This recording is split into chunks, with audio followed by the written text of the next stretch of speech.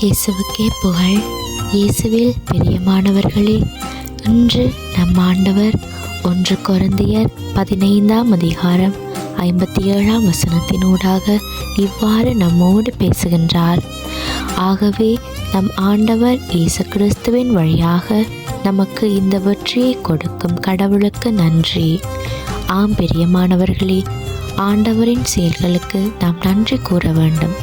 இதை நினைவுபடுத்தவே இன்று இந்த வார்த்தை எங்களுக்கு கொடுக்கப்பட்டிருக்கு.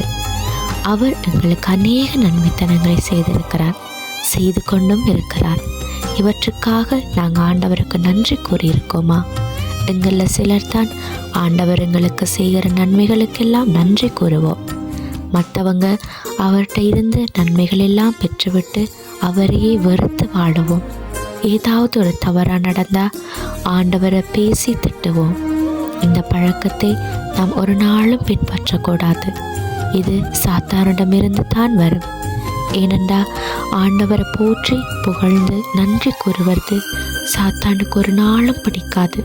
அதனாலேயே எங்களோட வாழ்க்கையில் அவன் அநேக பிரச்சனைகளை ஏற்படுத்தி ஆண்டவருக்கு எதிராக எங்களை திருப்பி விடுவான். எனவே தான் பிரியமானவர்களே, உறுதியாக இருக்கணும். ஆண்டவருக்காக நாங்கள் உழைக்கணும். நீங்கள் அவருக்காக உழைக்கிறது ஒரு நாளும் வீணாகாது. நீங்கள் ஒவ்வொரு நாளும் ஆண்டவருக்கு நன்றி சொல்லுங்க.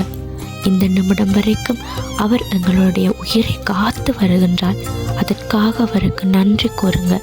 உங்களோட வாழ்க்கையில் அவர் நிறைய அற்புதங்களையும் அதிசயங்களையும் செய்து வருகிறார். நீங்கள் ஆரம்பித்த அநேக காரியங்களில் அவர் உங்களுக்கு வெற்றியை கொடுத்திருக்கிறார். அதுக்காக அவருக்கு நன்றி சொல்லுங்க. நீங்கள் நன்றியோடு ஆண்டவரை ஆராதிச்சிங்கண்டா ஆண்டவர் உங்களுக்கு நிறைவான ஆசீர்வாதங்களை வழங்குவார்.